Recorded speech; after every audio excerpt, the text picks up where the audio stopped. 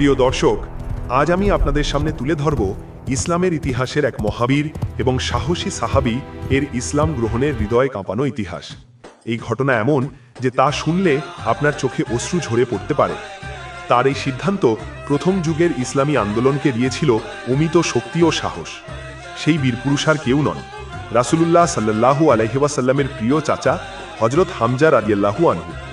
তাহলে আসুন শুনে নিই সেই অবিশ্বাস্য ইতিহাস। তখন মক্কার কুরাইশরা নবী করিম রাসূলুল্লাহ সাল্লাল্লাহু আলাইহি ওয়াসাল্লামের প্রতি বিদ্বেষে পাগল হয়ে উঠেছিল। একদিন হযরত মুহাম্মদ সাল্লাল্লাহু আলাইহি ওয়াসাল্লাম সাফা পাহাড়ের কাছাকাছি উপবিষ্ট ছিলেন। এমন সময় সেখানে উপস্থিত হলো ইসলামের ঘোর শত্রু আবু জাহেল। আবু জাহেল নবীকে দেখেই শুরু করলো ভীষণ কর্কশ ও অশ্লীল ভাষায় গালাগাল। আমাদের নবী এর কোনো জবাব না দিয়ে নির্বিকার রইলেন। তখন সেই হতভাগা আবু জাহেল আল্লাহর রাসূলকে লক্ষ্য করে একটি পাথর নিক্ষেপ করল। সেই আঘাতে নবীজি আহত হলেন এবং তার পবিত্র দেহ থেকে রক্ত মুবারক নির্গত হতে লাগল। তিনি চুপচাপ বাড়িতে চলে আসলেন। অন্যদিকে আবু জাহেল বিজয়ীর ভঙ্গিতে কাবা প্রাঙ্গণে ফিরে এসে অন্যদের সাথে আলাপে মেতে উঠল। হযরত হামজা রাদিয়াল্লাহু আনহু ছিলেন রাসূলুল্লাহ সাল্লাল্লাহু আলাইহি ওয়াসাল্লামের আপন চাচা ও দুধ ভাই। তিনি তখনও মুশরিকদের দলে থাকলেও ভাতিজাকে অত্যন্ত ভালোবাসতেন। তিনি প্রতিদিনের মতো শিকার সেরে যখন ফিরছিলেন, পথে এক দাসীর সাথে তার দেখা হলো। সেই দাসী তাকে বলল, আবু জাহেল আজ তোমার ভাতিজা মোহাম্মদকে গালাগালি দিয়েছে এবং পাথর মেরে রক্তাক্ত করেছে, আর মোহাম্মদ সব সহ্য করে চুপ ছিলেন। রক্ত এবং দুধের সম্পর্ক হযরত হামজাকে মুহূর্তেই অধীর করে তুলল। এই অপমান তিনি মেনে নিতে পারলেন না।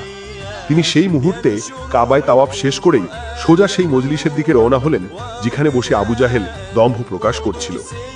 হযরত হামজা রাদিয়াল্লাহু আনহু ছিলেন একজন বীর পুরুষ এবং দুর্দান্ত যোদ্ধা।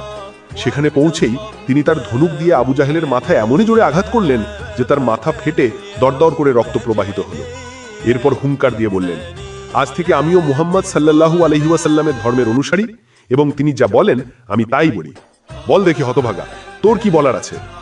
আবু জাহেলের লোকজন তার পক্ষ নিতে চাইলেও আবু জাহেল নিজেই তাদের থামিয়ে দিল। সে বীর হামজাকে ভয় পেত। সে বলল, আসলেও আমার পক্ষ থেকে একটু বাড়াবাড়ি হয়ে গিয়েছিল।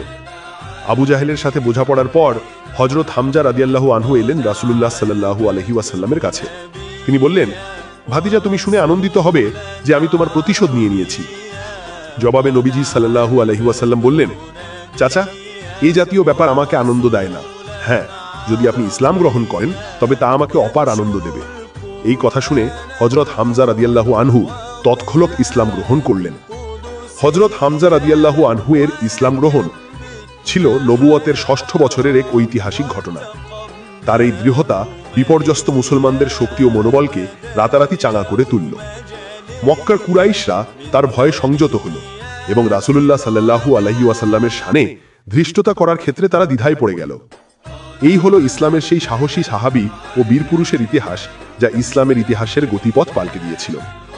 প্রিয় দর্শক, হযরত হামজা রাদিয়াল্লাহু আনহু এর ইসলাম গ্রহণের এই কাহিনী যদি আপনার হৃদয় স্পর্শ করে থাকে তাহলে অবশ্যই কমেন্ট করে জানান। এরকম আরও ঐতিহাসিক ভিডিও পেতে আমাদের সাথেই থাকুন এবং চ্যানেলটি সাবস্ক্রাইব করুন।